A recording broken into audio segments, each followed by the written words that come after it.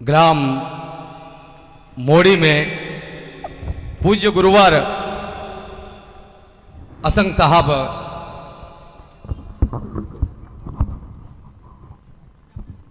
के सत्संग के अमृत वर्षा में आप सब लोग करीब 4 दिन से भीग रहे हैं और पूज्य गुरुवर की कृपा से मुझे भी पूज्य गुरुवर का दर्शन करने का व आप सबका दर्शन करने का अवसर मिला। आप सबका गुरुवर का दर्शन कर हम धन्य हुए। मैं इस पावन बेला पर मेरी आगर विधानसभा क्षेत्र की समस्त जनता की ओर से, मेरे दल की ओर से, मेरे परिवार की ओर से और हमारे साथी की ओर से पूज्य गुरुवर के चरणों में कोटि कोटि प्रणाम करता हूं, नमन करता हूं। तत्पश्चात आप सभी के भी चरणों में दोनों हाथ जोड़ के प्रणाम करता हूं, नमन करता हूं। वैसे एक बात मैं आपको बता देना चाहूंगा कि मैं कोई कलाकार नहीं हूं, मैं कोई गायककार नहीं हूं, मैं तो केवल गुरु का दीवाना हूं। और जो अंदर जो उद्गार रहते हैं गुरु के प्रति जो भाव है वो सामने आपके प्रकट करता हूं। तो आइए पूज्य गुरुवर और आपके बीच में मैं बाधक ना बनते हुए शीघ्र ही गुरुवर का आदेश जो होगा, भजन का कितना भजन मुझे बोलना है,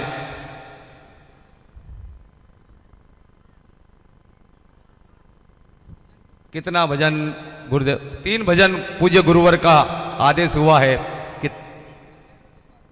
3 पहले 2 बाद में 5 रात में 50 पूज्य गुरुवर का आदेश है। ठीक है, मैं भजन आपके बीच में रखूंगा। मैं एक बार फिर पुनः आपसे निवेदन करना चाहूंगा कि कृपया आप, मैं साजिंदा नहीं हूं, कलाकार नहीं हूं गुरुदेव, मैं गुरु का दीवाना हूं।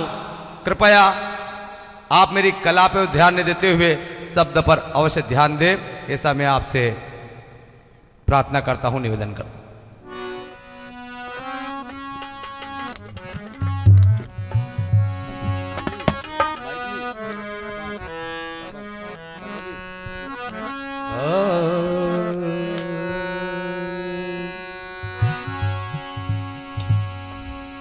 जय सत सुकृत जय मुनीन्द्र प्रभु, जय सत सुकृत जय मुनीन्द्र प्रभु, और जय करुणामयी जय कबीर कलि दुख हरण वो सदा नमा।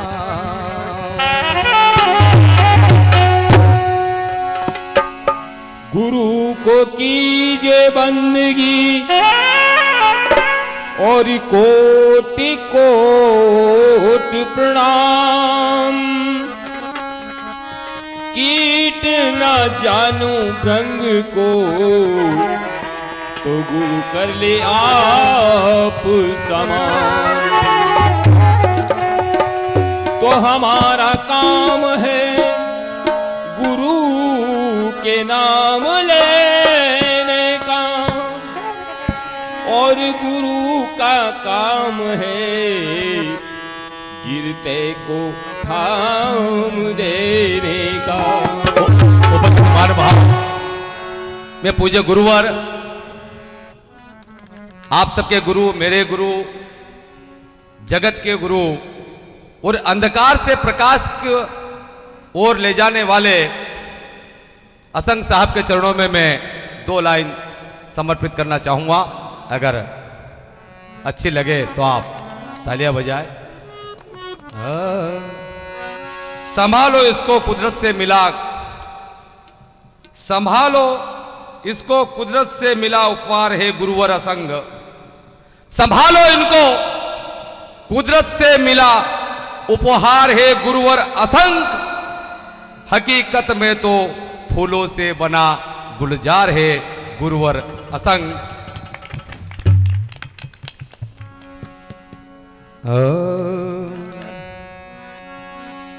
गलत फहमी दिल से निकालो, गलत फहमी दिल से निकालो कि खतपतवार है गुरुवर असंग। गलत फहमी दिल से निकालो कि खरपतवार है गुरुवर असंग। नहीं ये हाथ की कठपुतली, गले का हार है गुरुवर असंग। गले का हार है गुरुवर असंग, गले का हार। 2 लाइन और गुरुदेव, 2 लाइन और। हाँ पढ़ो सब निकला ज्ञान का अखबार है गुरुवर असंग। पढ़ो सब ज्ञान का निकला अखबार है गुरुवर असंग।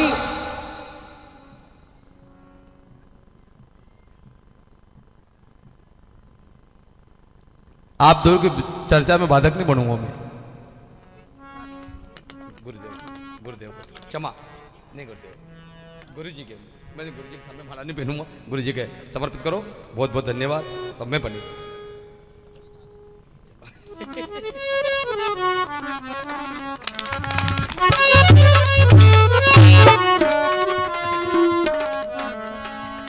पढ़ो सब निकला ज्ञान का अखबार है गुरुदेव असंग।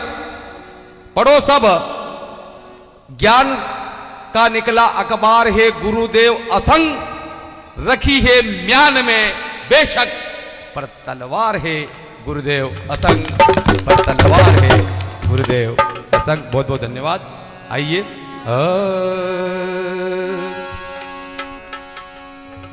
तेरे दीवाने गुरुवर तेरे दर पर आते हैं और तेरी सेवा में गुरुवर अर्जिए लगाते हैं। कोई तदबीर बना, इन सभी की तकदीर बना। किस्सा दस्तूर ना कर और मजबूर ना कर। दे दूंगा जान दर पर, चाहे मंजूर ना कर। मुझको दुनिया ने लूटा, जग से आशा छूटा।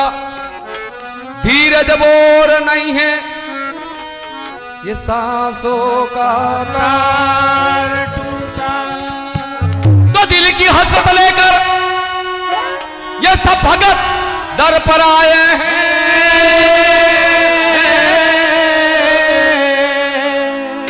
और आस पूरी कर दो गुरुवर, ये अरदास लगाए।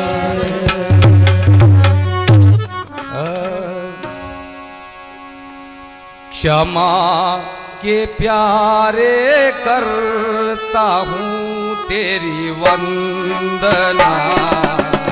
क्षमा के प्यारे करता हूँ तेरी वंदना। क्षमा के प्यारे करता हूँ तेरी वंदना। क्षमा के प्यारे करता हूँ तेरी वंदना। क्षमा के प्यारे करता हूँ तेरी वंदना। क्षमा के प्यारे करता हूँ तेरी वंदना। वंदना करता हूँ मैं मन रंजना। वंदना करता हूँ मैं मन रंजना। क्षमा के प्यारे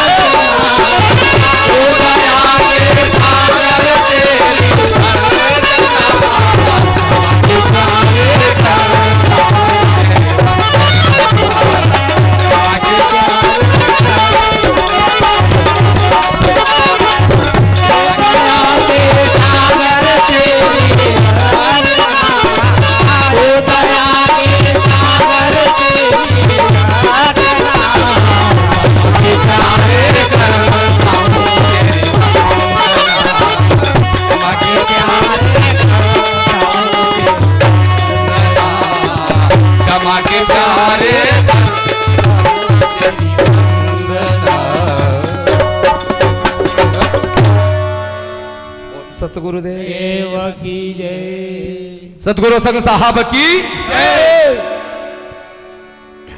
मानवाओ एक भजन और, एक दो भजन और।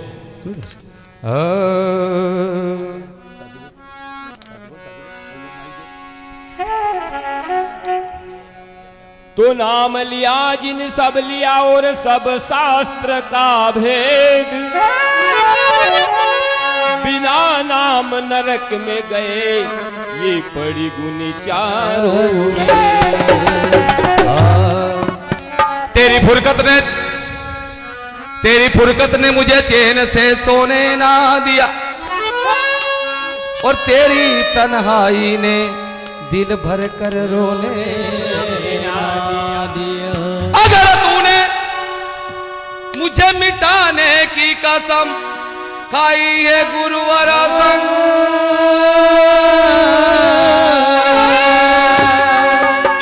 तो मैंने भी तुझे अपना बनाने की कसम खाई है।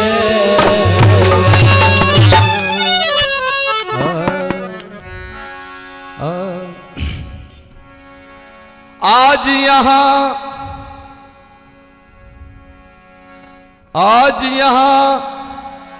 छाई खुशी की बेला, आज यहाँ छाई खुशी की बेला,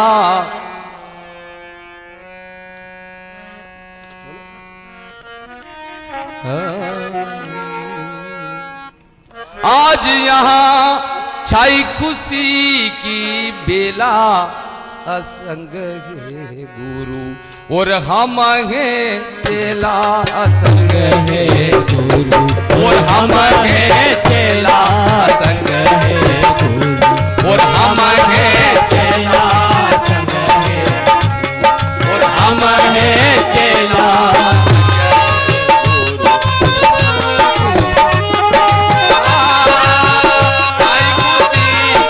बेला असंग है गुरु और हम हैं चेला, असंग है गुरु और हम हैं चेला, और हम हैं चेला, असंग है गुरु हम हैं चेला। चाय खुशी की बेला आया, चाय खुशी की बेला, असंग है गुरु और हम हैं चेला, असंग है गुरु और हम हैं चेला, असंग है गुरु और हम हैं चेला।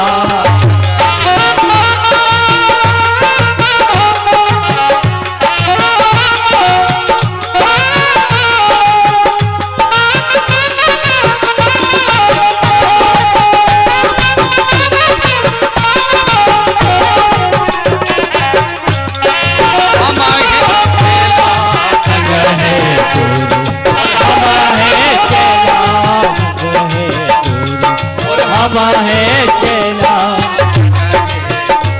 वो हम हैं चेला, चाय खुशी की बेला आया, चाय खुशी की बेला, असंग है गुरु और हम हैं चेला, और हम हैं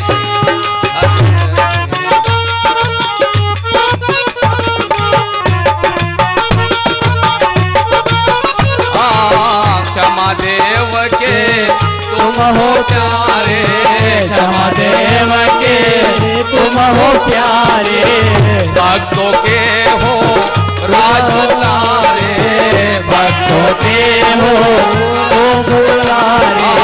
क्षमा देव के तुम हो प्यारे, क्षमा देव के तुम हो प्यारे, भक्तों के हो राजदुलारे, भक्तों के हो राजदुलारे।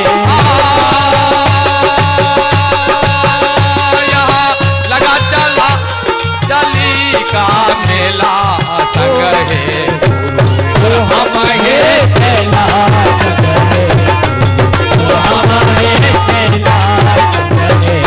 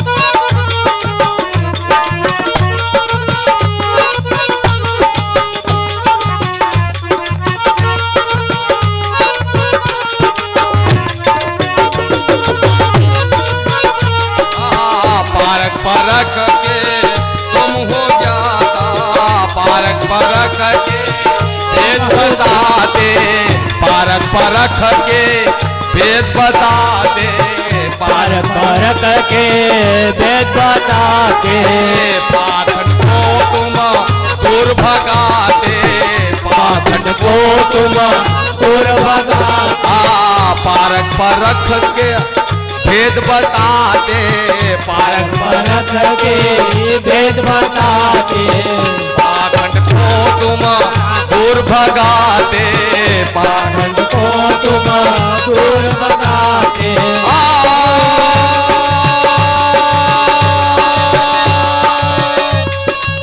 रेन गई और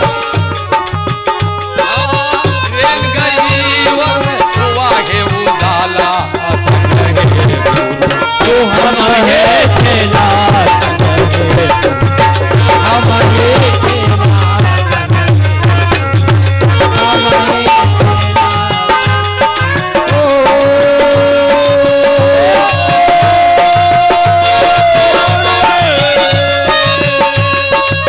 वो यहाँ छाई खुशी की बेला, यहाँ छाई खुशी की बेला, संग है हम है तेरा, हम है तेरा, और हम हैं चेला संग है, और हम हैं चेला संग है गुरु, हम है तेरा, हम है तेरा। आज की जय। उपस्थित महानुभाव, अभी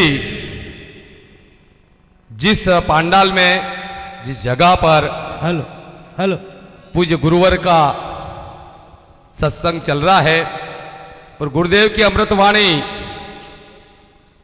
की वर्षा हो रही है, मोड़ी माता जी, मैं एक बार हेलो। आया था और हमारे गुरुजी स्वामी जी का कहाँ गए नहीं है आज,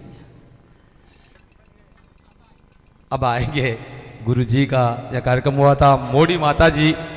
अगर मोड़ी माता जी का भी भजन इस मंच पर नहीं गाए तो वो भी अच्छा नहीं होगा। तो आइए एक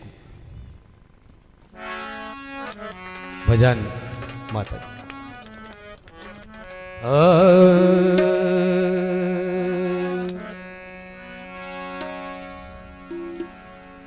नाम सुमर सत्संग में जा, नाम सुमर सत्संग में जा, बहाना बनाना छोड़ दे और पाखंड पूजना उल्लू बनाना ये लड़कपंथ छोड़ दे। थोड़ा सा ज्ञान दे दो सतगुरु रहेगा निशानी आपकी, थोड़ा सा ज्ञान दे दो सतगुरु रहेगा निशानी आपकी, और हम सबको शरण में ले लो तो मेहरबानी आपकी।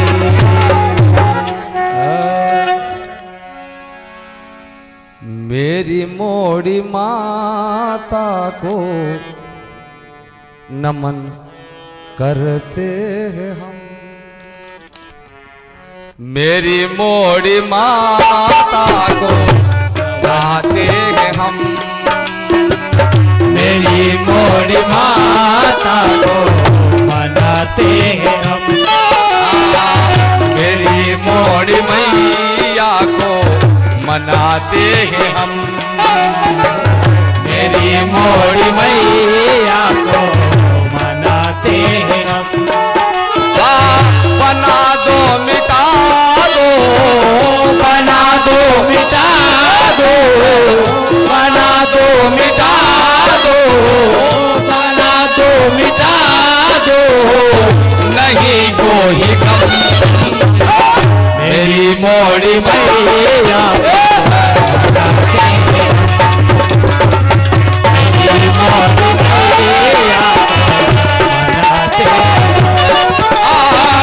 बना दो मिटा दो, बना दो मिटा दो,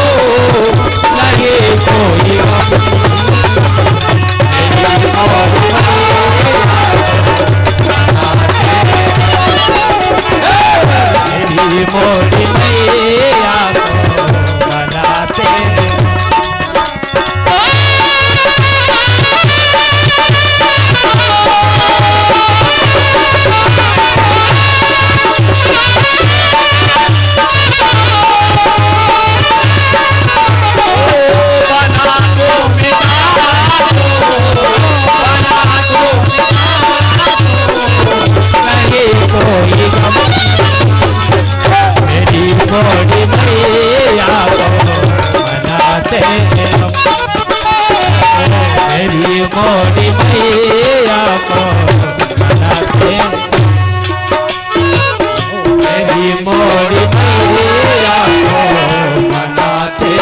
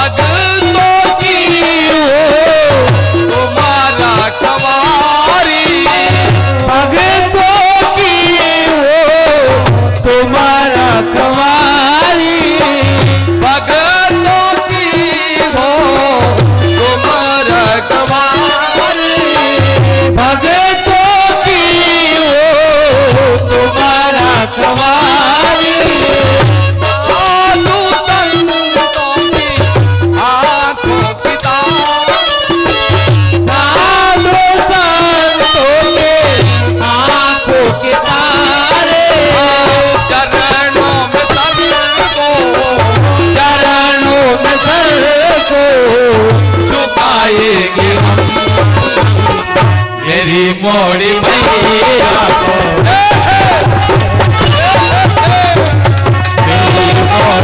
मोड़ी मैया को, बना दो मिटा दो, बना दो मिटा दो, नहीं कोई गम, मेरी मोड़ी मैया को मनाते हैं।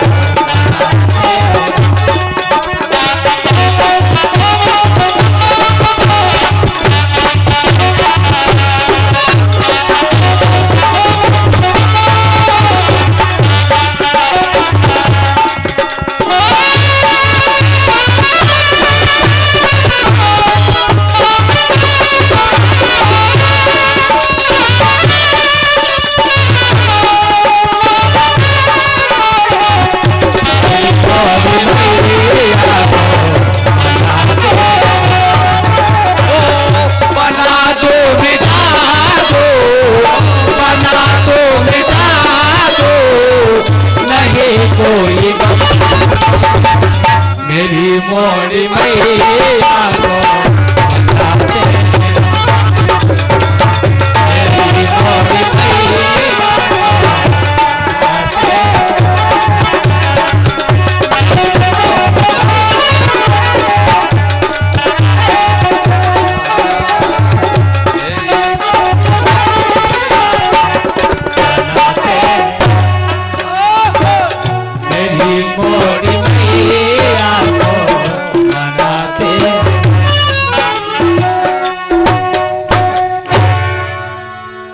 सतगुरुदेव की जय। आइए आप और गुरुवर के बीच में मैं बाधक ना बनते हुए मैं पूज्य गुरुवर से आप सबकी ओर से प्रार्थना करूं कि आप अपने अमृतवाणी की वर्षा कर हम सबको उसमें भिगोए। अच्छा ठीक है, गुरुवर का आदेश है तो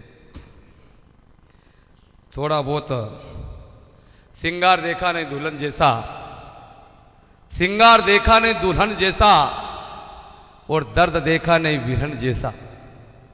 आई जी पांडे को जो वीरा चढ़ा था, कृष्ण की मीरा बन गई थी गुरु जी वीरा। सिंगार देखा नहीं दुल्हन जैसा और दर्द देखा नहीं विरहन जैसा। देखने में तो आपने और हमने बहुत देखे हैं पर गुरुवर देखा नहीं असंग साहब जैसा, गुरुवर देखा नहीं साहब जैसा। बहुत बहुत धन्यवाद पूज्य गुरुवर। आपसे मैं प्रार्थना करूं, अरदास करूं कि आप अपने अमृतवाणी से यहाँ उपस्थित सभी संत समाज को भिगोए। पूज्य गुरुवर। माता जी के सभी भक्तों के प्रयास से, श्रोताओं के पूर्ण प्रताप से,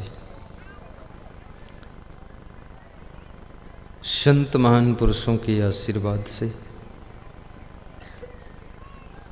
पंचदिवसीय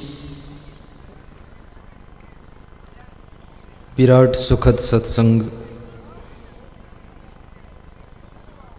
संपन्न हो रहा है।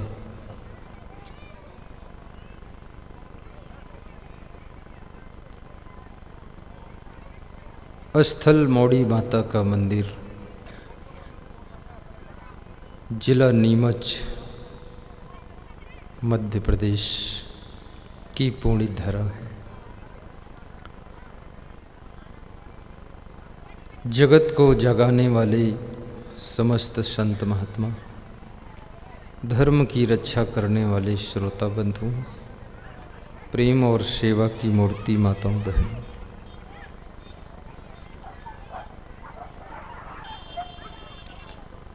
तथा मेरे प्रिय आत्मन बच्चों,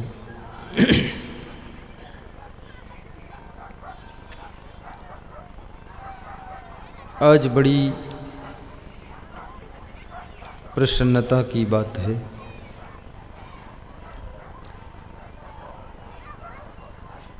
सत्संग चलते चलते चौथा दिवस आ चुका है। कल पूर्ण होती है, कल महाआरती है।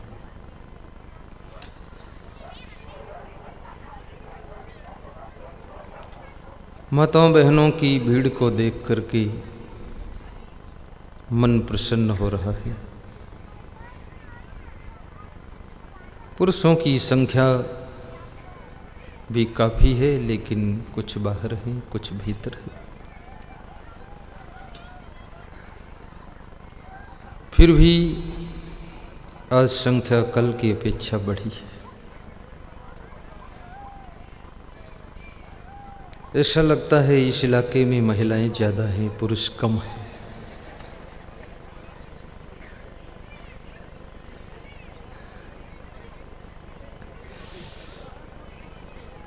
हमारे एक संत कह रहे थे, मध्य प्रदेश में हंसते बहुत हैं सब, वास्तव में खुश रहते। माताओं बहनों को भी देखता हूँ तो सब दांत चमक रहे। पुरुषों को देखता हूँ तो बड़ी मुश्किल से थोड़े दांत चमकते। और कोई कोई जो बिमल पुड़िया खाते हैं तो उनके दांत चमकते नहीं हैं। वे जब हंसते हैं तो ऐसा लगता है उनके दांतों पर कुछ गोबर लगा है।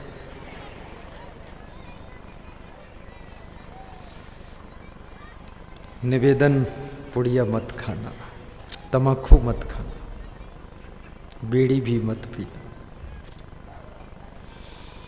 ज्यों की त्यों धर दीनी चदरिया।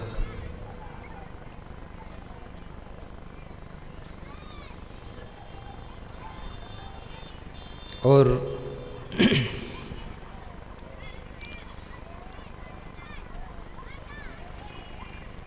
आज मैं एक ऐसा प्रसंग लेना चाहता हूँ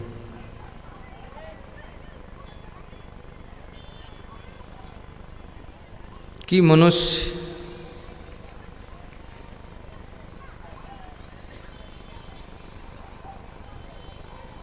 को समझाने के लिए दुनिया के समस्त शास्त्र हैं।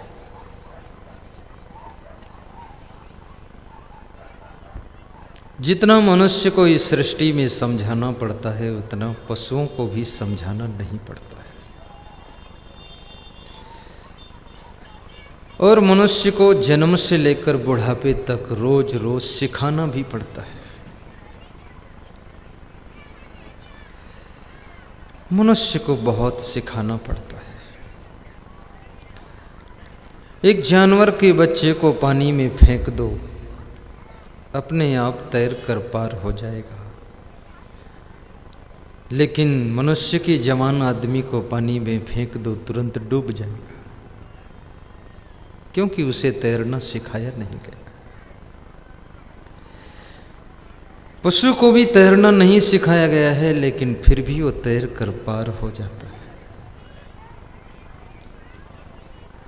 और मनुष्य का बच्चा डूब जाता है। जब ये मनुष्य का बच्चा तालाब के पानी में, नदी के पानी में डूब सकता है, तो ये भवसागर से कैसे पार करे? भवसागर तो बहुत विशाल है।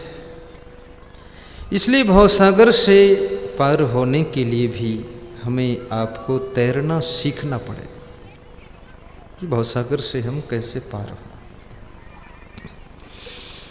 यदि भवसागर से पार होना है तो एक सरल तरीका है कि मनुष्य अपने जीवन को भाव सागर बना ले।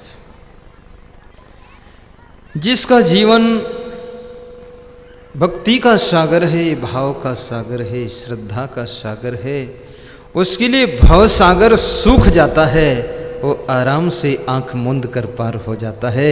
इसलिए अपने हृदय को भाव सागर बनाओ तो तुम्हारा भाव सागर सूख जाएगा।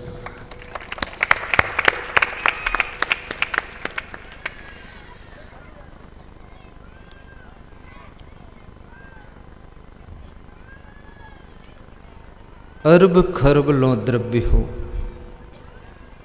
उदय अस्त लो राज। भक्ति महातम ना तुले ये सब कौने काज। सदगुरु कबीर साहब कहते हैं, यदि तुम्हारे पास में अरबों खरबों धन है, तुम्हारे पास में बहुत धन है, तो तुम्हें धन्यवाद है। लेकिन ये धन तुम्हारी सेवा इस लोक में कर सकता है, परंतु परलोक में नहीं कर सकता। धन की सीमा इस लोक तक है।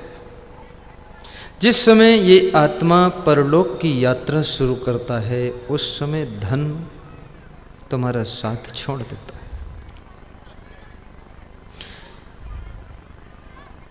विद्या मित्रम प्रवासेषु भार्या मित्रम गृहेषु च व्याधि तस्सुधम मित्रम धर्मो मित्रम मृतस्य च।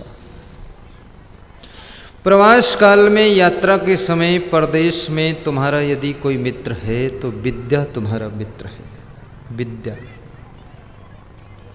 विद्या यानी तुम्हारे गुण, गुण यानी तुम्हारी कला। तुम्हारी कला परदेश में तुम्हारा साथ देती है।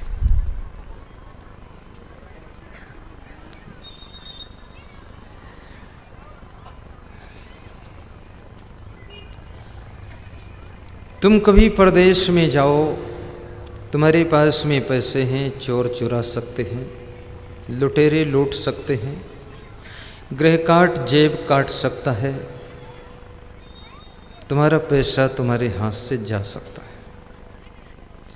लेकिन जो तुम्हारे पास में विद्या है, जो तुम्हारे पास में गुण है, हुनर है, कला है, उसको ना तो चोर चुरा सकता है, न कोई छीन सकता है, न कोई लूट सकता है, न बांट सकता है, न उसको तुम कहीं दूसरी जगह रख सकते हो। जहाँ तुम रहोगे वहाँ वो साथ में गुण रहेगा।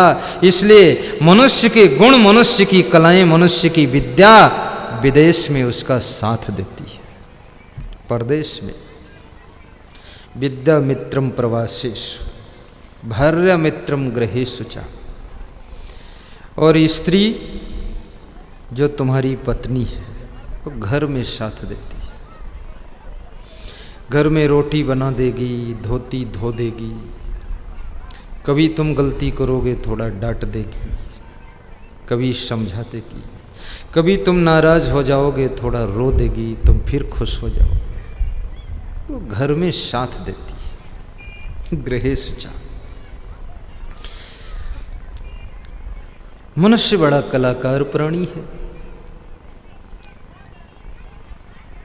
पूरे संसार को डील करने की सामर्थ्य उसके अंदर छिपी हुई है। एक वो भी मनुष्य है जो दिल्ली में प्रधानमंत्री बनकर के बैठा है, पूरे भारत देश का नेतृत्व कर रहा है। एक वो भी मनुष्य है जो भोपाल में मुख्यमंत्री बनकर के शिवराज सिंह चौहान के नाम से बैठा है और पूरे प्रदेश का नेतृत्व कर रहा है। और एक वो भी मनुष्य है जो व्यास गादी पर बैठ करके प्रवचन सुनाता है, हजारों लोगों को ज्ञान दे रहा है। एक वो भी मनुष्य है जो प्रवचन सुनने के लिए प्रेम और श्रद्धा के साथ आता है, प्रवचन सुन करके मस्त हो जाता है। एक वो भी मनुष्य है जो शराब पी करके शाम को नाली में पड़ा रहता है, जुआ खेल करके पूरी हस्ती को बेचकर बर्बाद कर देता है। मनुष्य तो सभी है, लेकिन मनुष्य मनुष्य में अंतर, कोई हीरा कोई कंकर, आदमी आदमी में अंतर, कोई हीरा है तो कोई कंकर, आदमी आदमी में अंतर। तुम अपनी शक्तियों को जागृत करो। तुम्हारे भीतर शक्तियों का खजाना है, क्षमताओं का भंडार भरा हुआ है। वैज्ञानिकों ने रिसर्च किया है, संशोधन किया है। रिसर्च करके उन्होंने कहा है कि मनुष्य अपनी बुद्धि का 4% भाग ही प्रयोग कर पाता है। जो अपनी बुद्धि का 14% प्रयोग करता है वो वैज्ञानिक हो जाता है, रिसर्च करता है। लेकिन ये सामान्य लोग 2%, 4%, 5% ही बुद्धि को प्रयोग कर पाते हैं। तो शेष इनकी बुद्धि क्या हो जाती है? तो वैज्ञानिकों ने कहा शेष इनकी बुद्धि कलह कलेश में बीत जाती है। कलह कलेश,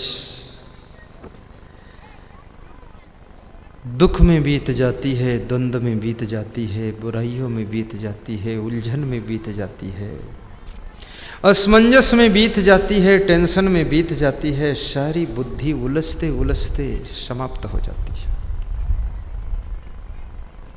तुम्हें बहुत बड़ा बुद्धि का खजाना मिला है। सोचो, जिसने इस माइक की खोज किया है, जिसने वीडियो कैमरा बनाया है, जिसने बल्ब बनाया है, उस वैज्ञानिक ने 2500 रिसर्च किए। और उस वैज्ञानिक की बचपन में क्या दशा थी आपको बताता हूँ। स्कूल में पढ़ने जाता था तो उसका पढ़ने में मन नहीं लगता था। शिक्षक परेशान हो गए, शिक्षकों ने स्कूल से निकाल दिया कि ये ना तो खुद पढ़ता है ना अन्य विद्यार्थियों को पढ़ने देता है, बड़ा शैतान है। माँ बहुत दुखी हुई कि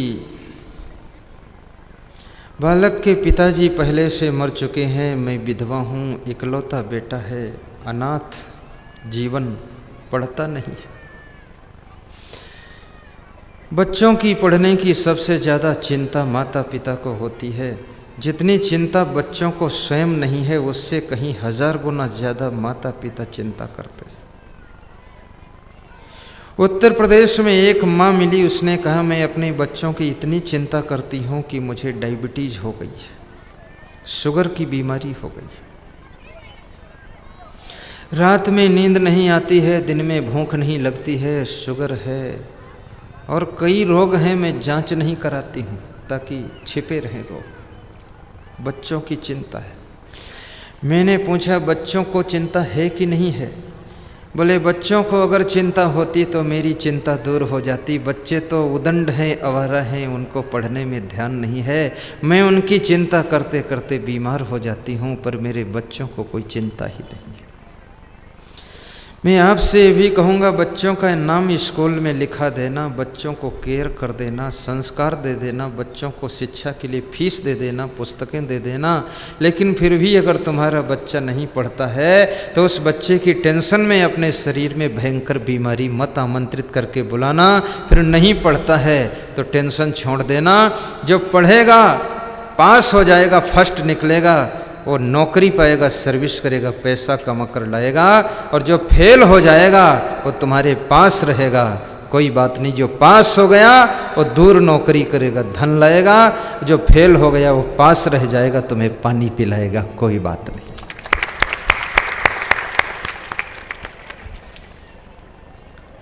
लेकिन ज़्यादा चिंता मत करना। अगर माता पिता की चिंता करने से कोई बालक महान बनता तो आज कोई बालक साधारण रह ही नहीं जाता। गुरु की चिंता करने से अगर शिष्य लोग महान बन जाते तो आज तक कोई शिष्य साधारण नहीं रहता। इसलिए गुरु को भी चिंता नहीं करनी चाहिए।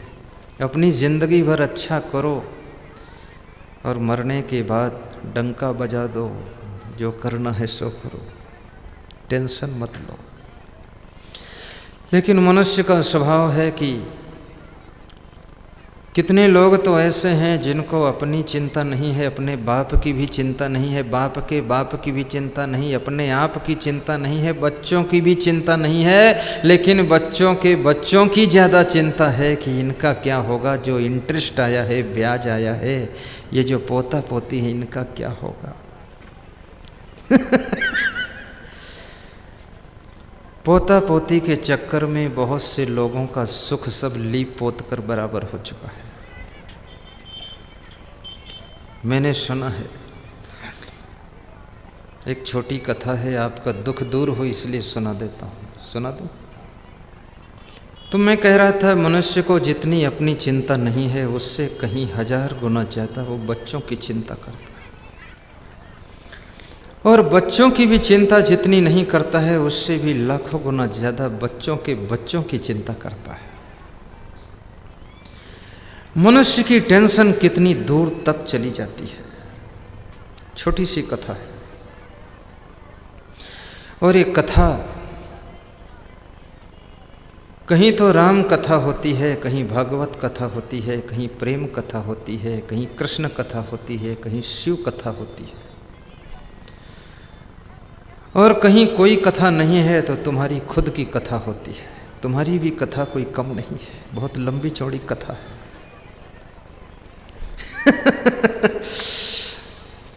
और तुम्हारी कथा में अगर सच पूछा जाए तो व्यथा ही व्यथा है, व्यथा ही व्यथा है।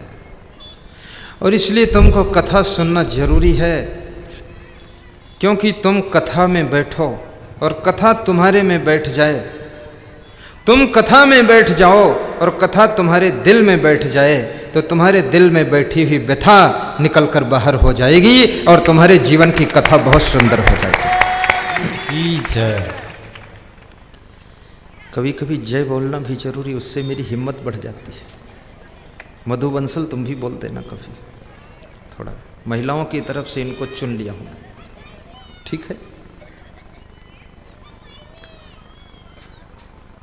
सब शांति से बैठना, कोई हल्ला न मचाना, बात न करना, अपने बच्चों को पकड़ के बैठना, हंसते हंसते सत्संग सुनना, मुस्कुराते मुस्कुराते प्रणाम करना, गुरुदेव के गीत गाते गाते घर को जाना।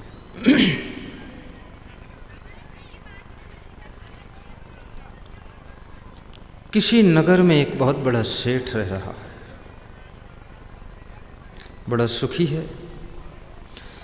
पैसे भी खूब हैं, प्रेम भी खूब है, आनंद है, घर में सुख है। धनवान होना गुनाह नहीं है। धनवान भी इंसान को बनना चाहिए, लेकिन धनवान होने के साथ साथ इंसान को गुणवान भी बनना चाहिए। धनवान होने से सुविधा मिलती है, सामान मिलता है, वस्तुएं मिल जाती हैं, गाड़ी मिल जाती है, साड़ी मिल जाती है, बाड़ी मिल जाती है, लेकिन याद रखना सुख नहीं मिलता है। पैसे से सुख नहीं मिलता, पैसे से केवल सुविधा मिलती, फैसिलिटी मिलती है। अगर आप गुणवान हैं तो आपको सुख और शांति प्राप्त होती है। इसलिए धनवान बनो ताकि जिंदगी में सुविधा भी बनी रहे, और गुणवान बनो ताकि मन में सुख शांति का अनुभव भी होता रहे। जो केवल धनवान बनता है और गुणवान नहीं बनता है, वो धीरे धीरे रावण हो जाता है। रावण के पास क्या था? रावण धनवान था और विद्वान था, लेकिन गुणवान नहीं था, तो रावण राक्षस बन गया। राम के पास में धन नहीं है, लेकिन गुण है। राम धनवान नहीं है, लेकिन गुणवान है, इसलिए राम भगवान बन गए। और जिसके पास में धन है पर गुण नहीं है, जो धनवान है गुणवान नहीं है, वो राक्षस बन गया। याद रखना, धनवान भी बनो और गुणवान भी बनो तो कौन बन जाओगे? तो द्वारिका में जैसे कृष्ण भगवान थे, सोने की द्वारिका में रहते थे, वे धनवान भी हैं और साथ में गुणवान हैं, इसलिए कृष्ण भगवान बन गए। आप भी धनवान बनो, गुणवान बनो, तो आपको भगवान की उपाधि मिलेगी। कृष्ण भगवान के पास में भी बहुत धन है। धन होना कोई गलत नहीं है। पैसे के बिना तो सत्संग भी नहीं हो सकता है। पैसे के बिना भगवान को प्रसाद भी नहीं चढ़ाया जा सकता। पैसे के बिना भगवान का मंदिर भी नहीं बन सकेगा। पैसे के बिना मंडप कैसे लगेगा? इसलिए पैसा भी जीवन में हो, लेकिन साथ साथ में आपके पास में प्रेम का गुण भी हो। अगर आपके पास में पैसा बढ़ रहा है, गुण नहीं बढ़ रहा है, तो याद रखना पैसा आपको अहंकारी भी बना सकता है। जिम प्रति लाभ लोभ अधिकाई, ज्यों ज्यों पैसा बढ़ता है त्यों त्यों मनुष्य के मन में लोभ भी बढ़ता है। इसलिए ज़्यादा पैसे वाले लोग अच्छा खा नहीं पाते हैं, अच्छा पहन नहीं पाते हैं, क्योंकि लोभ बढ़ गया। यदि साथ साथ में सत्संग भी बढ़ रहा है, भक्ति भी बढ़ रही है, दान भी बढ़ रहा है, सेवा भी बढ़ रही है, तो आपका पैसा परमार्थ की यात्रा का सहयोगी हो जाएगा। यदि याद रखना भक्ति नहीं बढ़ रही है, केवल संपत्ति बढ़ रही है, तो आपकी संपत्ति आपकी विपत्ति को बढ़ा देगी, दुख को बढ़ा देगी। इसलिए संपत्ति बढ़े तो चिंता करना कि भक्ति भी उसी अनुपात में बढ़नी चाहिए, क्योंकि संपत्ति से जो विकृति पैदा होती है, उस विकृति को भक्ति जो है प्रकृति में बदल देती है। तो आपकी संपत्ति आपके घर में विपत्ति लेकर नहीं आती है, फिर आपकी संपत्ति से भी आपके घर में शांति का ही वातावरण बनता है। तो एक नगर में सेठ था, सुख से रहता था। एक रात उसको सपना आया। सपने ऐसे तो झूठे होते हैं, लेकिन सपने झूठे हैं पर उनका प्रभाव सच होता है। सपने में तुमको सांप दिखाई दे तो तुम्हें जो डर लग रहा है वो सच है। सपने का सांप झूठा है, लेकिन सपने के सांप का डर सच्चा है। सांप नहीं है वहां, लेकिन डर है। जो दिल में घबराहट हो रही वो भी सच्ची है, पसीना आ रहा वो भी सच्चा है। और सपने का सांप झूठा है, लेकिन सांप के कारण जो डर लग रहा वो डर सच्चा है। सपनों में भी शक्ति है। कितने लोग सपने में विवाह करते हैं। एक महात्मा जा रहे थे, उनके साथ में छोटा चेला था, बचपन से चेला हो गया। कहीं बारात जा रही थी, दूल्हा सजा हुआ घोड़े पर बैठा जा रहा था, तो उस चेला ने पूछा, महात्मा जी गुरुदेव ये क्या है सब भीड़ भाड़ मेला? बोले बारात जा रही। बोले बारात क्या होती है? बोले दूल्हा दुल्हन का विवाह होता है। बोले विवाह क्या होता है? बोले पति पत्नी बनते हैं, उनके बच्चे पैदा होते हैं, परिवार पालते हैं। अच्छा, वो छोटे शिष्य ने ऐसा सुना, चेला ने चलते चलते यात्रा करते करते किसी गांव में पहुंचे और गांव में एक कुआं के पास में ऊंचा ऊंचा चबूतरा बना था, उस चबूतरे पर सोए। रात में उस चेला को सपना आ गया कि मेरा भी विवाह हो रहा है और मेरा विवाह हुआ है, ढोल बज रही है और सब बाजे बज रहे हैं, पत्नी आ गई, हम पति पत्नी हो गए, बच्चे हो गए हैं। तो पत्नी कह रही है बच्चे हो गए, थोड़ा बिस्तर पर उधर बढ़ो, तो बढ़ रहा है। दूसरा बच्चा भी हो गया, रात में सपने में कहा और बढ़ो, और बढ़ गए। तीसरा बच्चा हुआ, पत्नी ने कहा और बढ़ो, तो और बढ़ गए। चौथा बच्चा हुआ, पत्नी ने कहा और बढ़ो, तो ऐसा बढ़े कुआं में गिर गए।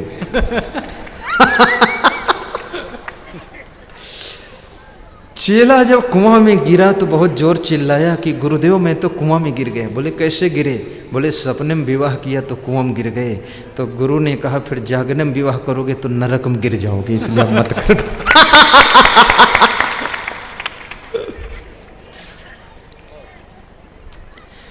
सपने झूठे होते हैं लेकिन सपनों का प्रभाव बहुत सच्चा है। कई बार सपने में तुम नुक्ती खाते हो, लड्डू खाते हो। कई बार सपने में तुम हवाई जहाज में उड़ते हो। तो सेठ को भी सपना आया।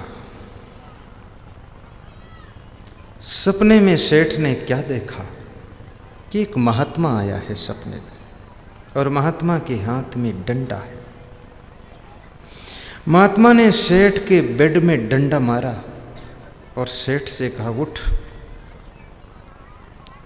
घोड़ा बेचकर सो रहा है। जो लोग बहुत गहरी नींद सोते हैं, लापरवाही से सोते हैं, वे कहते हैं हम घोड़ा बेचकर सोते हैं।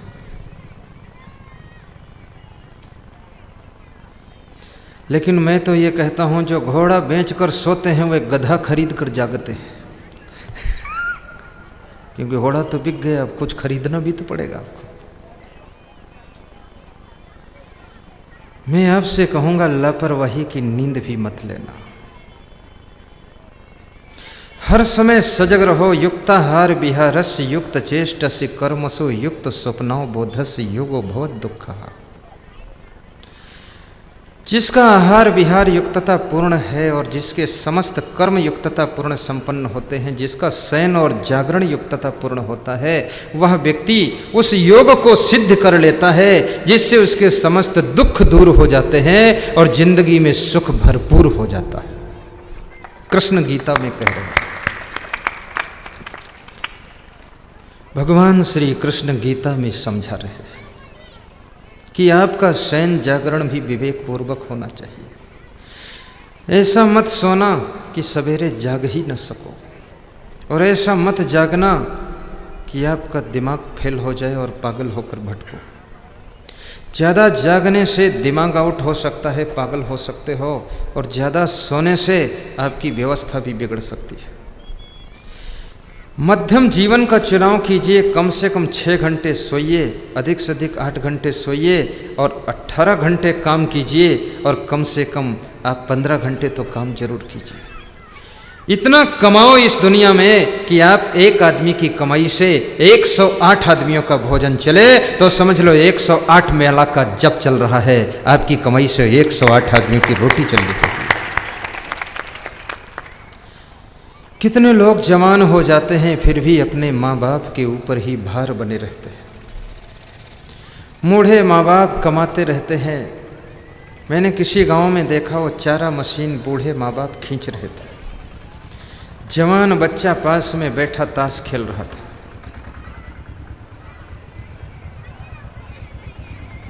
मैंने लोगों से पूछा तो लोगों ने बताया कि इनके घर का यही हाल है।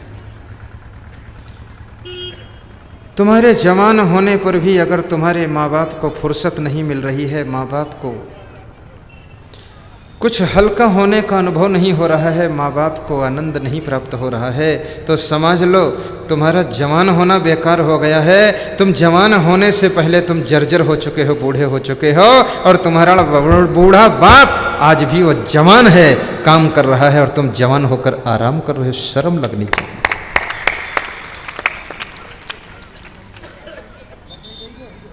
हम जब से अपने गुरुदेव के शिष्य बने, गुरुदेव को हम लोगों ने फ्री कर दिया।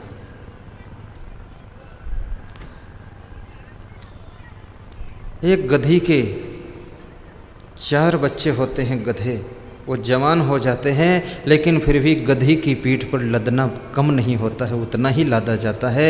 याद रखना, यदि आप जवान हो गए हो तो आप फिर इंसान कहलाने लायक नहीं हो, अगर बाप के ऊपर उतना ही लादा जा रहा है। अपने माँ बाप को हल्का कीजिए और उनसे कहिए आपकी इच्छा हो तो कार्य कीजिए, अन्यथा आप तीर्थों की यात्रा कीजिए और जाइए साहेब के सत्संग में महीनों भ्रमण कीजिए। मैं बुजुर्गों से भी कहूँगा, जब बेटे जवान हो जाएं तो अपने घर की लगाम उनके हाथों में धीरे धीरे सौंप देना, अपने लाड़ी के हाथ में लगाम सौंप देना, जवानों के कंधे पर लोड लाद देना। ये मत डरना कि अगर इनको अधिकार दे देंगे तो न जाने कब हमको घर से निकाल देंगे, ऐसा डर मत रखना। अधिकार दे दोगे तो बहुत बड़ा फायदा होगा, क्योंकि अगर नया इंजन घर के विकास की गाड़ी में लग जाएगा तो घर का विकास तेज स्पीड से चालू हो जाएगा। अब पुराना इंजन जर्जर हो चुका है, इसको विकास की गाड़ी से उतार कर रेस्ट में रख दीजिए और नए इंजन को ज्वाइन करा दीजिए तो गाड़ी स्पीड पकड़ लेगी। स्वामी विवेकानंद के गुरु रामकृष्ण परमहंस ने भी अपने नवयुवक शिष्य विवेकानंद को विकास की गाड़ी को पकड़ा दिया था कि बेटे तू धर्म की रक्षा कर। कलकत्ता बंगाल में रामकृष्ण परमहंस धर्म की रक्षा का बिगुल बजाते थे, लेकिन जब विवेकानंद को उन्होंने धर्म की रक्षा का जिम्मा सौंप दिया तो विवेकानंद ने अमेरिका में भी जाकर के धर्म का डंका बजा दिया। याद रखना, जवानी में शक्ति होती है, इस शक्ति का सदुपयोग करने के लिए सत्संग का प्रभाव तुम्हारे ऊपर होना चाहिए, तो तुम देश विदेश तक हर क्षेत्र में डंका बजा सकते हो।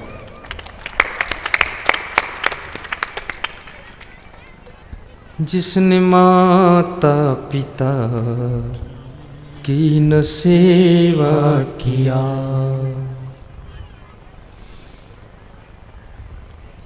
जिसको मतलब है बस अपने आराम से, दूसरों की मुसीबत से क्या वास्ता।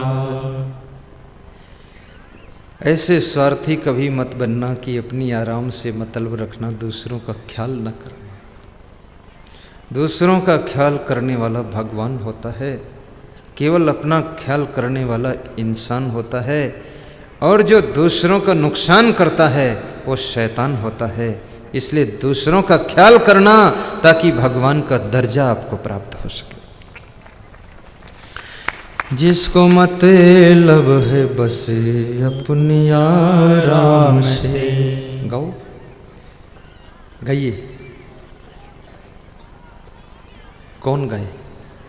जिसको मतलब है बस अपने आराम से, और दूसरों की मुसीबत से क्या वास्ता, दूसरों की मुसीबत से क्या वास्ता। ऐसे भी लोग हैं दुनिया में। खैर, वहाँ तक तो ठीक है, दूसरों की मुसीबत से वास्ता नहीं है, लेकिन ये तो और ज़्यादा खतरनाक है कि जो आदमी दूसरों की जिंदगी में मुसीबत खड़ी करता है। दूसरों की मुसीबत से क्या वास्ता। बाबा, जिसने माता पिता की न सेवा किया। शर्माना मत, विधायक से आंख में आंख मिलाओ। जिसकी आंख बड़ी होगी वो खींच ले जाएगी आपकी आंख को। मिलाओ आंख। हमारे चेला शर्माते जाता है। मैं कहता थोड़ा कम कर दो शर्म। शर्म तो रहनी चाहिए, लेकिन बहुत ज़्यादा फिर गड़बड़ हो जाता है। जिसने माता पिता की कीन सेवा किया, उसको गंगा नहाने से क्या फायदा, उसको गंगा नहाने से क्या फायदा। दान का हाथ आगे बढ़ाया नहीं, दान का हाथ आगे बढ़ाया नहीं।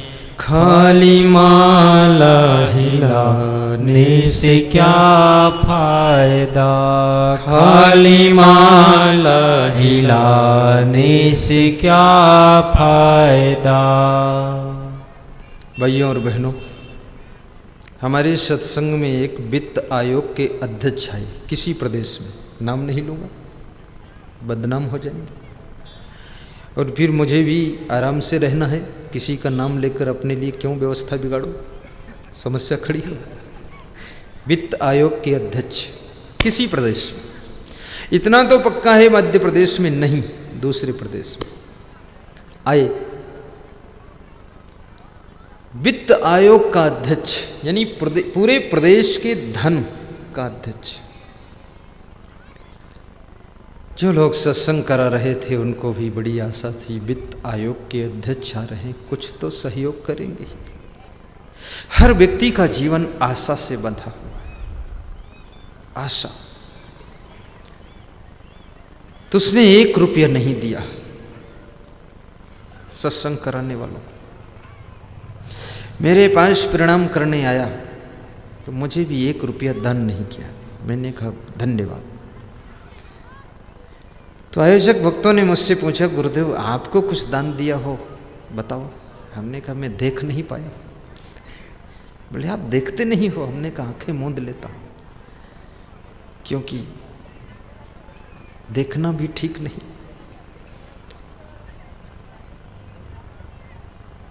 लोगों ने कहा बड़ा कंजूस है गुरुदेव, वित्त आयोग का अध्यक्ष है और यहीं से चुनाव भी लड़ता है, वोट हम देते हैं, हम वोट देते हैं, हमको चोट देता है, हम घायल हो गए। हमने कहा ये विषय तुम्हारा उनका है, मेरा विषय नहीं। याद रखना, दान का भी अपना एक बड़ा महत्व है। कभी रक्त दान करो तो कभी समय दान करो, कभी श्रम दान करो। अभी यहाँ पास में रतनगढ़ है, रतनगढ़ में गौशाला है, मालूम है? उस गौशाला में मैं गया था, वहाँ के भक्त लोग ले गए, कह रहे थे गुरुदेव 2.5 दिन में ये पूरी बाउंड्री तैयार हुई है। 5000 लोगों ने काम किया है, जिन्होंने अपने घर में कभी पत्थर नहीं उठाया था, वहाँ जा कर के श्रम दान और समय दान किया और साथ में पैसा दान किया, और सैकड़ों ट्रैक्टर लग गए और 2.5 दिन में पूरी बाउंड्री खड़ी कर दिया। 1200 बीघे में बाउंड्री कर दी। कभी श्रम दान भी करो, कभी अन्न दान भी करो, और कभी प्रेम दान करो।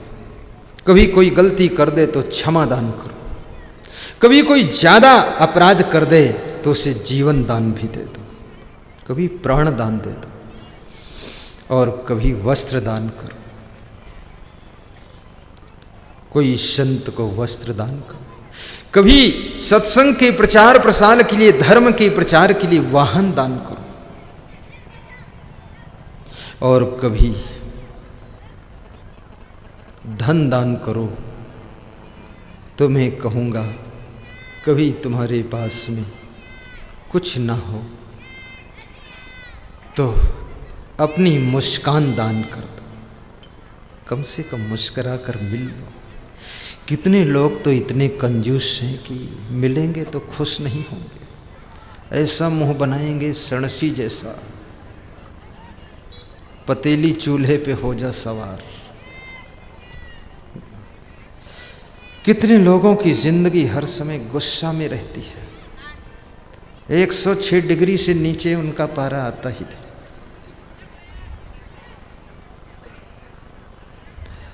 एक स्त्री कह रही थी, मैं तो विवाह करके बहुत पछता रही हूँ, तो मैंने कहा क्या हुआ, छोड़ दो भाग जाओ। तो उसने कहा भाग भी नहीं सकती हो। तो हमने कहा क्यों? बोले बच्चे भी हैं। तो हमने कहा तो पछताना क्या है? बोले पति ऐसा मिला है, भस्मासुर है, लाल लाल आंख बनाता है, मैं उसको देखती हूं तो बेहोश हो जाती हूं। कितनी स्त्रियों को पति भस्मासुर मिला है, जरा सा बोल दे तो भस्म कर दे। कोई प्रेम नहीं है, जिंदगी नरक हो गई। कितने पुरुषों को ऐसी पत्नी मिली है, सुपर्णखा जैसी, खाने को कुछ नहीं देगी लेकिन पति को खुद खाने को तैयार रहेगी। तेरे को खा लूं ऐसा पूछेगी। पति के होश उड़ गए।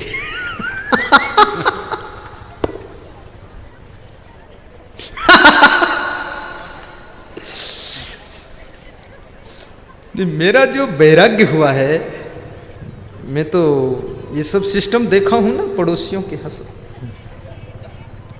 पूरा।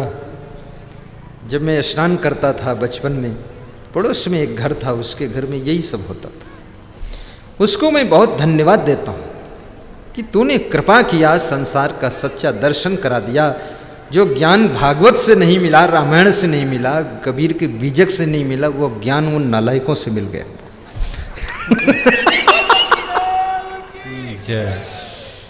वो पति पत्नी रोज मार पीट, गाली गलौज, झगड़ा, उनका देख देख करके मुझे पूर्ण वैराग्य हो गया। और साधु होने के बाद वे दोनों पति पत्नी मेरे शिष्य भी बने।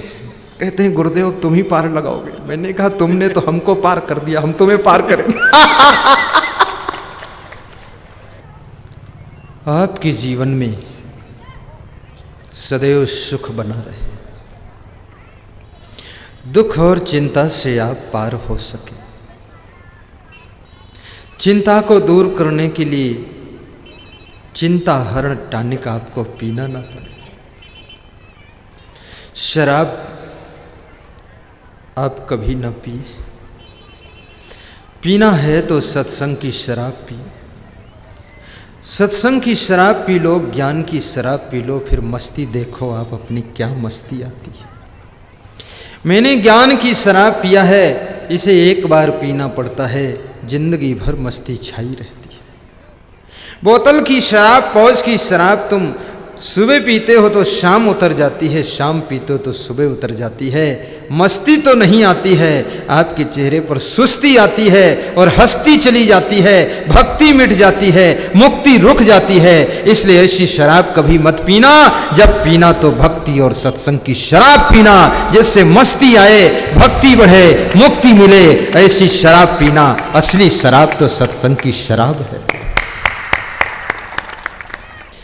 तो आइए एक सेठ जी की कथा है।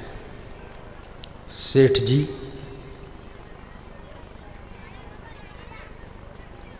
सो रहे हैं, उनको सपना आया कि उनके पास में कोई महात्मा आया है डंडा लेकर।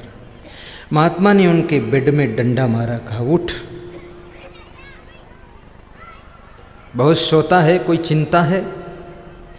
तो सेठ ने कहा क्या चिंता करूं गुरुदेव?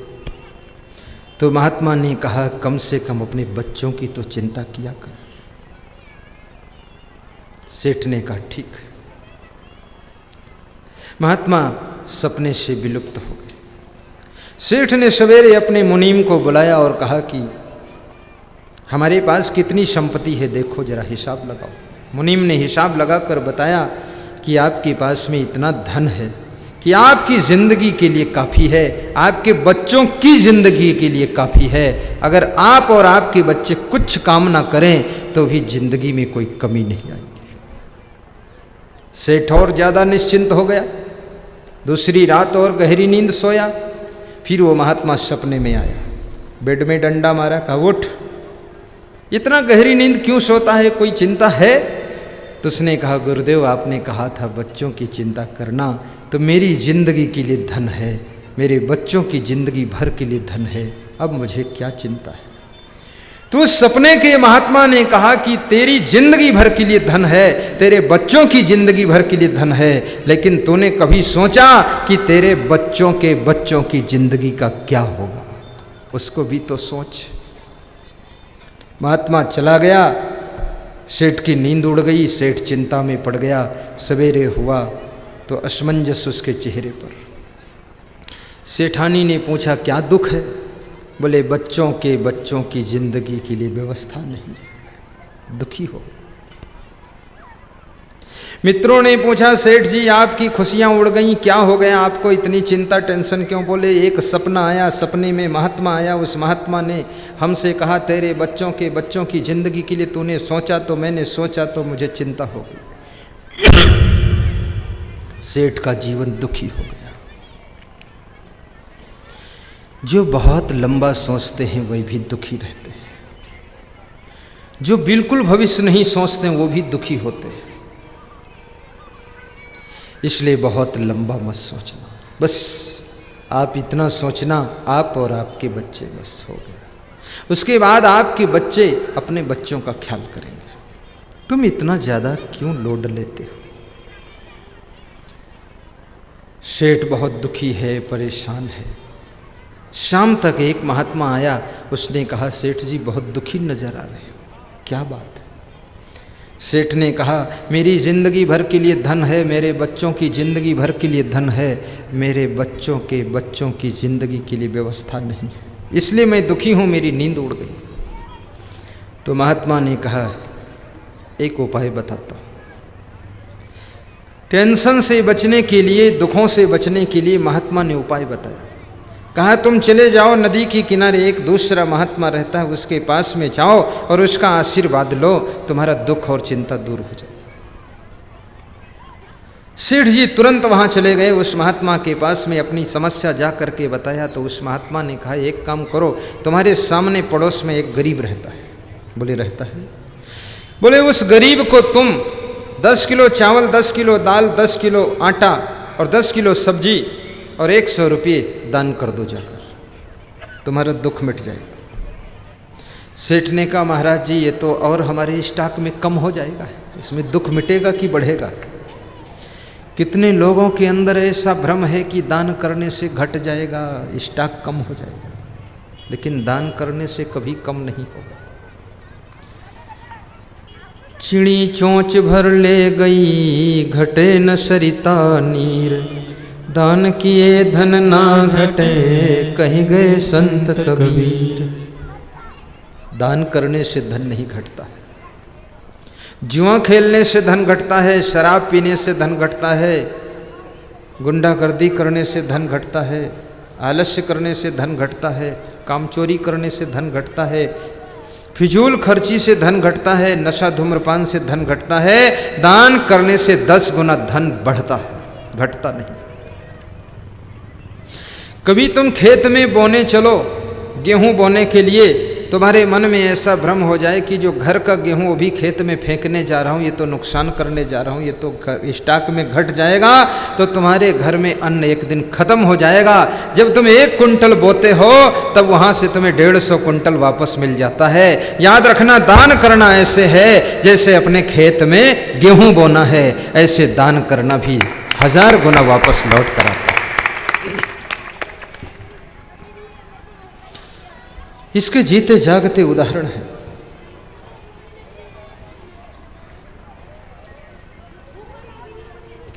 मुसलमानों में एक फकीर हुई है जिसका नाम था राबिया, महिला फकीर थी। नीम के पेड़ के नीचे झोपड़ी डाल करके रहती थी। 2 साधु आ गए, उनके लिए रोटी बनाया, मोटी मोटी 2 रोटी।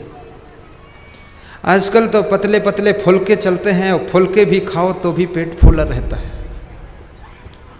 पहले ऐसी मोटी मोटी रोटियां चलती थी जैसे स्कूटर का पहिया, लोग खा लेते थे और पहिया की तरह तेज घूमते थे, काम करते थे।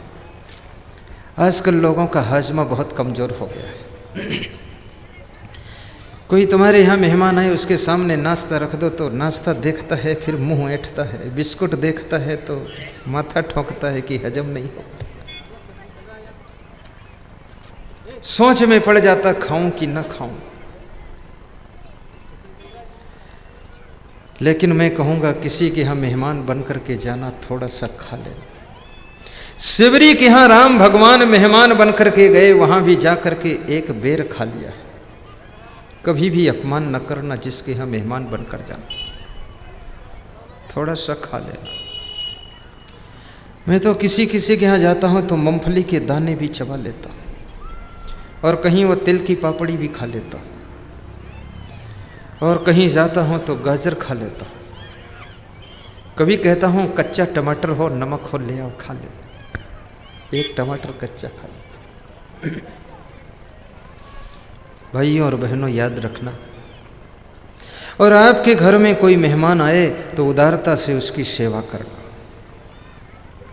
क्योंकि श्वेता श्वेतोत्तर उपनिषद के ऋषि ने कहा है, मातृ देवो भव, पितृ देवो भव, अतिथि देवो भव, आचार्य देवो भव। जो माँ में देवी का दर्शन करता है, पिता में देवता का दर्शन करता है, अतिथि में भी देवता का दर्शन करता है, और आचार्य गुरुदेव में सब देवों के देव का दर्शन करता है, उसका जीवन ही तीर्थ हो जाता है, उसको घर बैठे ही चारों धाम का फल प्राप्त हो जाता है।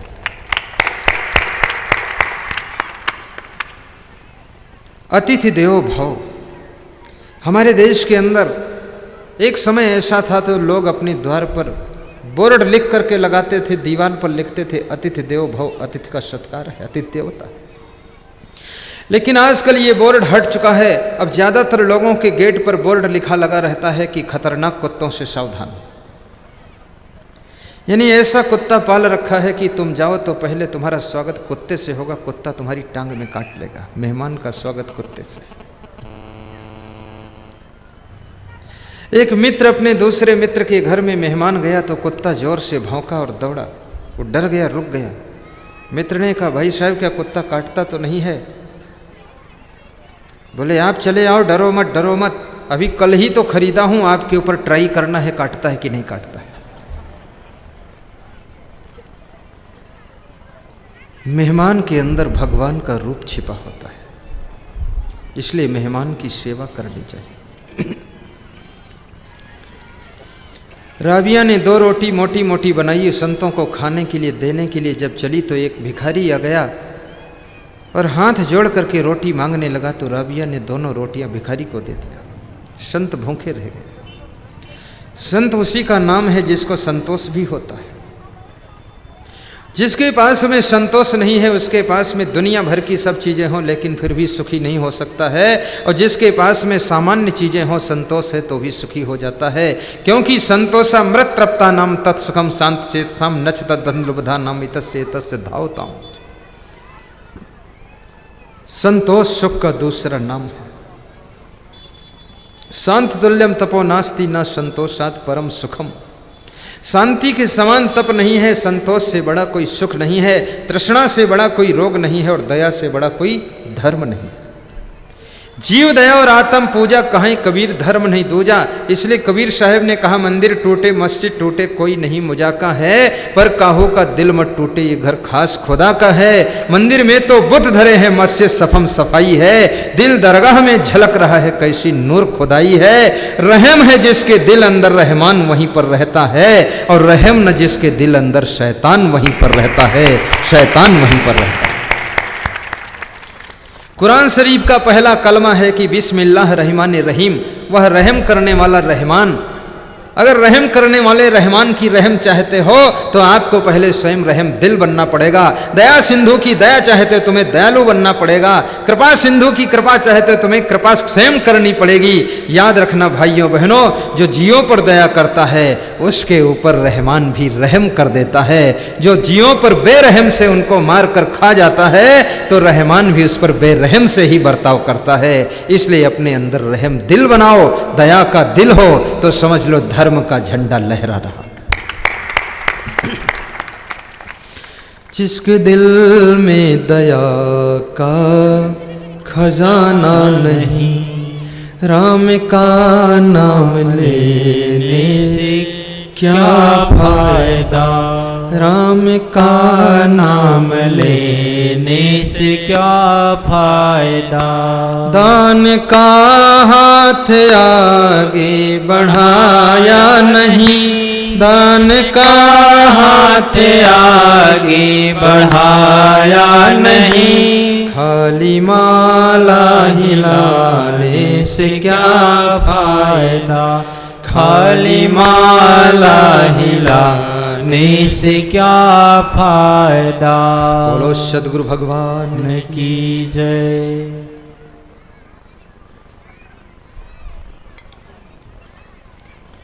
ध्यान दीजिएगा। बोलो सद्गुरु भगवान की जय।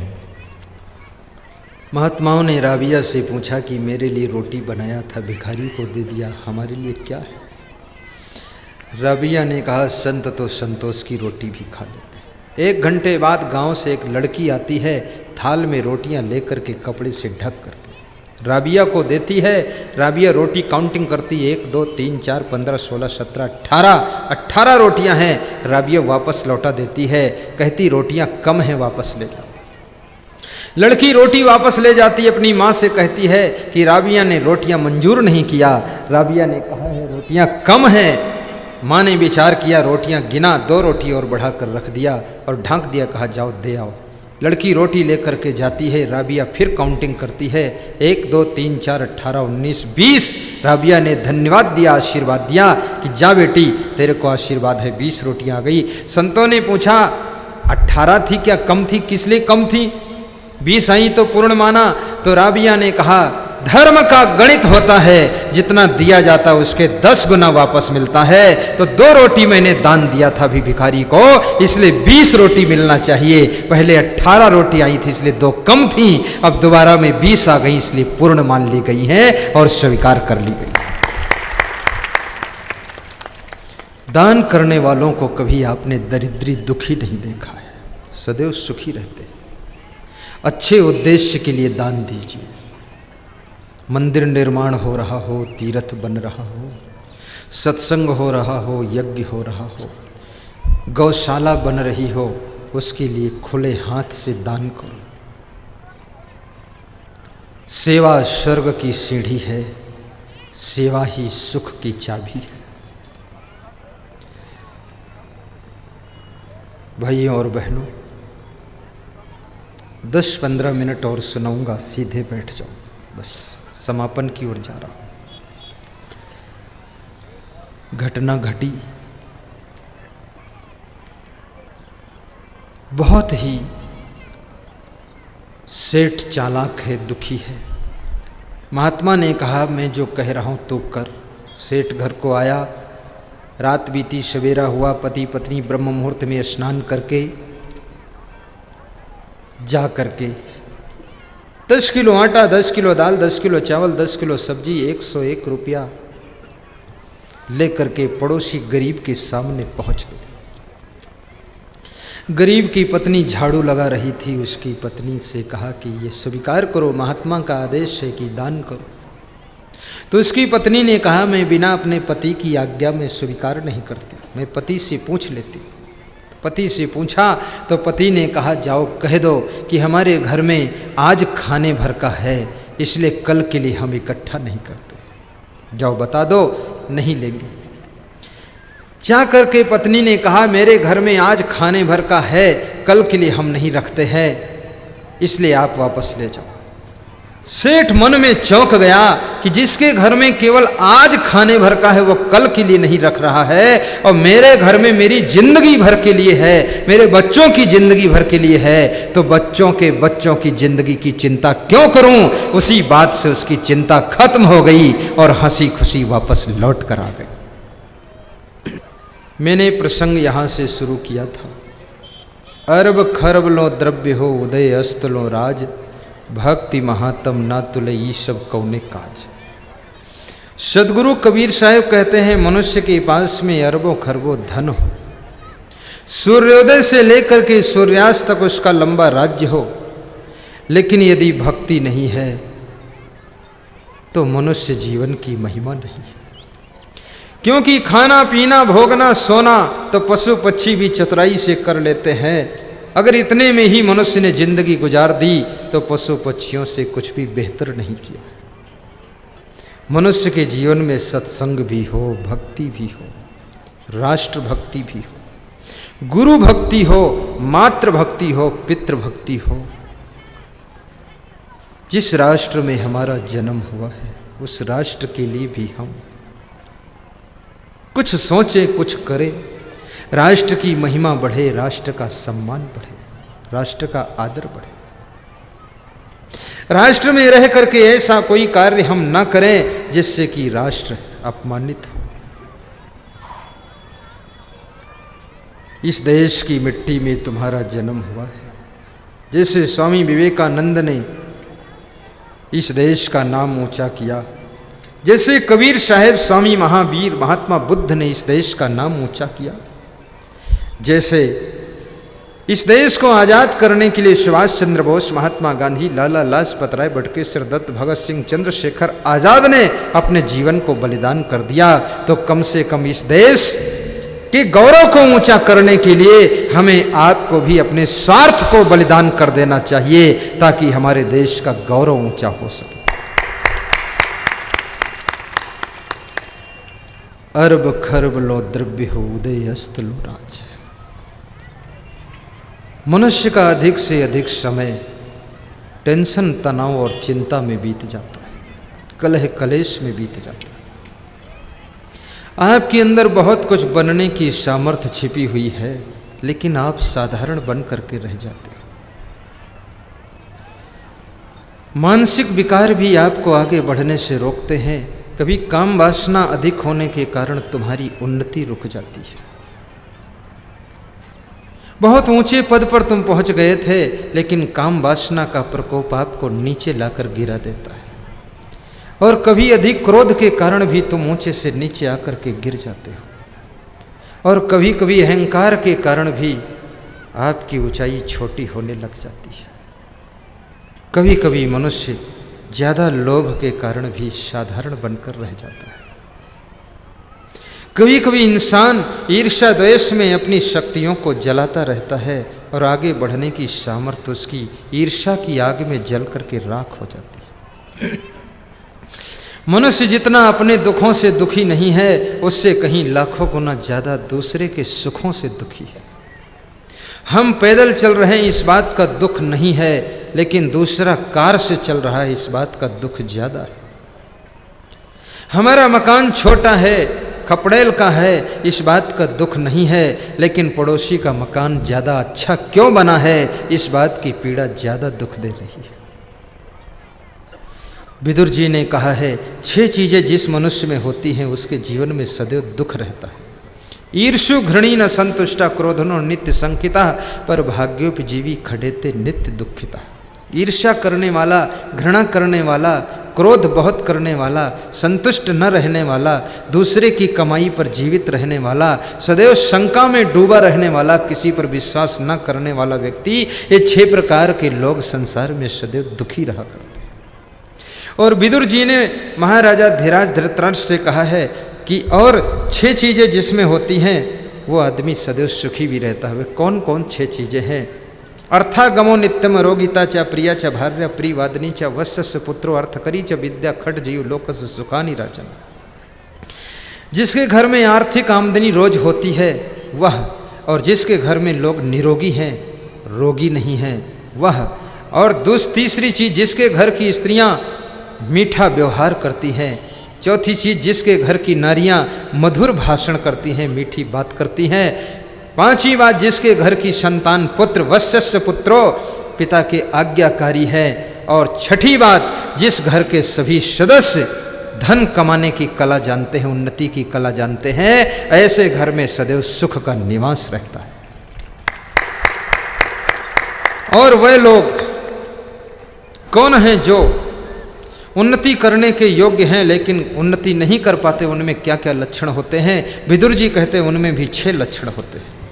खड़दोषा पुरुषेण हातव्याम भूति मिच्छिता, अति निद्रा तंद्रा भयम क्रोधम आलस्यम दीर्घ सूत्रता। जिनको अति नींद आती है, ये पहला अवगुण है जो मनुष्य को आगे बढ़ने से रोकता है।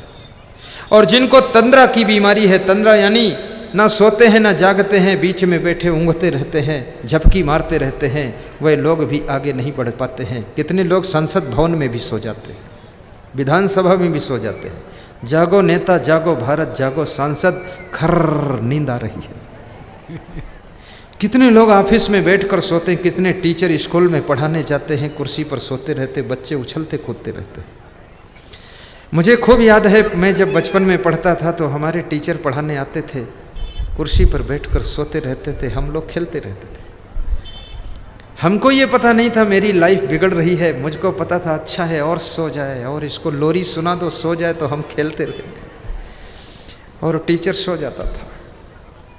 इसलिए आपने देखा होगा स्कूल में जब प्रातः प्रार्थना होती है, वह शक्ति हमें दो दया निधे कर्तव्य मार्ग पर डट जावें, पर सेवा पर उपकार में हम जगजीवन सफल बना जावें, तो सब बच्चे हाथ जोड़ करके सामने देख करके प्रार्थना करते हैं। लेकिन जो शिक्षक कोई कोई होते हुए नीचे सिर करके प्रार्थना करते हैं, क्योंकि उनको शर्म लगती है कि जो प्रार्थना कर रहा हूँ इसके उल्टा मन में भावना है। वे मन के अंदर अंदर कह रहे हैं कि वह शक्ति हमें दो दया निधे कर्तव्य मार्ग से हट जावें, स्कूल में 1 घंटा लेट आवें और 1 घंटा पहले घर वापस चले जावें, वह शक्ति दो दया निधे कर्तव्य मार्ग से हट जावें। इसलिए शर्मिंदा हो जाते हैं। कर्तव्य ही धर्म का दूसरा नाम है। धर्म कहीं आकाश से नहीं टपकता है, धर्म कहीं पेड़ में फल की तरह नहीं लगता है। आपका कर्म जो है वही धर्म बन जाता है। जिस समय तुम अपने कर्तव्य का पालन करते हो, तुम्हारा कर्तव्य ही धर्म का रूप ले लेता है। तो याद रखना, अति निद्रा तंद्रा भयम, और जिसका भयभीत स्वभाव है, डरपोक स्वभाव है, जो डरता रहता है, जिसको हर समय अच्छे काम में भी डर लगता है, ऑफिस में जाने में डर, दुकान पर बैठने में डर, ग्राहकों से डर, सबसे डर, ऐसा डरने वाला व्यक्ति भी उन्नति नहीं कर पाता है, खाम खा डर रहा है। मैं आपसे कहता हूँ, निर्भयता इतनी होनी चाहिए कि सिंह से भी डर न लगे, और विनम्रता इतनी होनी चाहिए कि सियार से भी नमस्कार करने में संकोच न लगे। सियार को नमस्कार करना हो तो आप नम्रता से नमस्कार कर सकें, ऐसी आप में नम्रता हो, और सिंह के सामने भी जाना पड़े तो निर्भयता से जा करके सिंह से बड़े सिंह बनकर दहाड़ मार सको, इतनी निर्भयता होनी चाहिए। लेकिन याद रखना, भय उसी को ज़्यादा लगता है जिसके अंदर भावना ठीक नहीं होती। यहाँ पर इतने लोग बैठे हैं, लेकिन जो चप्पल चुराने की भावना से बैठा उसको जरूर भय लग रहा है। वो सोच रहा सभी श्रोता सत्संग में डूब जाएं तो हम सब चप्पल की एक जोड़ी लेकर निकल जाएं। सत्संग में भी कई लोग चप्पल चोर आते हैं, चप्पल चुरा ले जाते हैं। और मैं आपसे कहूँगा, सत्संग में चप्पल चुराने वाले को महापाप लगता है, क्योंकि सत्संग में तो दान करना चाहिए, और दान देने के बजाय किसी के चप्पल चुरा ले जाओगे तो क्या परिणाम होगा उसका आप जानते नहीं हो। जो संत सत्संग सुना रहे हैं उनके नाम पर भी थोड़ा सा वो हो जाता है। जिसका चप्पल चोरी चला जाता है वो सब जगह कहता है, असंग साहिब के सत्संग में गए थे, मेरा कोई चप्पल चुरा ले गया। अब उसका चप्पल गया है, चोर दूसरा ले गया है, मेरा नाम भी उसमें घुसेड़ दिया जाएगा खाम खाम, तो नाम बदनाम होता है। इसलिए उसको महापाप लगता है। कभी सत्संग में चप्पल मत चुराओ, 10-5 जोड़ी चप्पल लेकर के आओ, किसी के पास पुराने हो तो उसको नए दान कर दो, ऐसा काम करना चाहिए।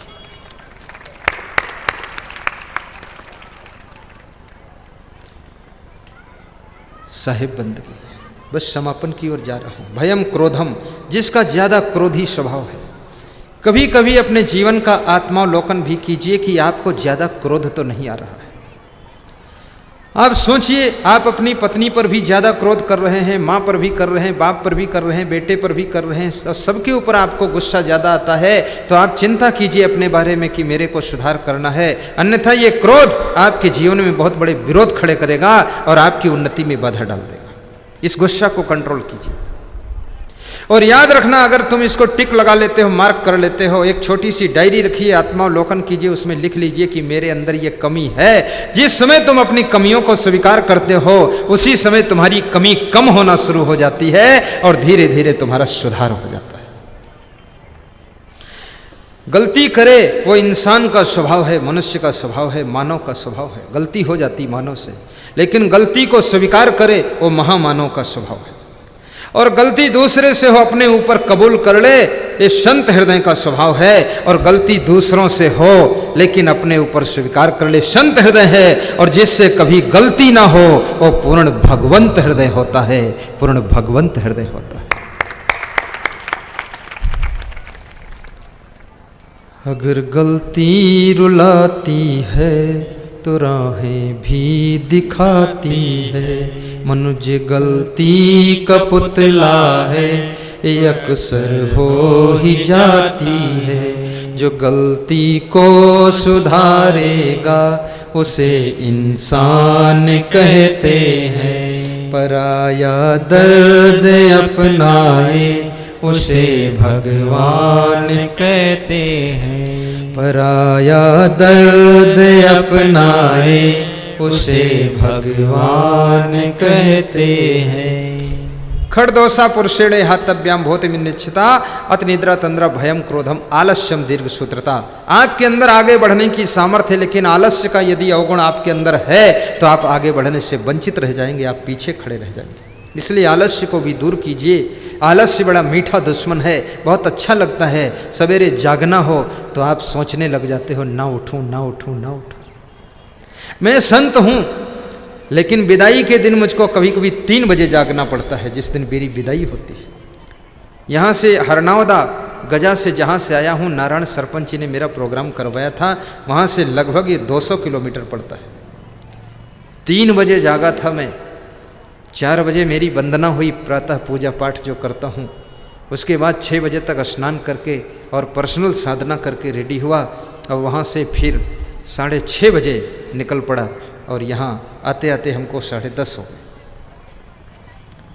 अब आलस्य में करता कि आराम से उठूंगा, अपन साधु महात्मा हूँ, क्या लफड़ा है, तो ये सत्संग नहीं होगा।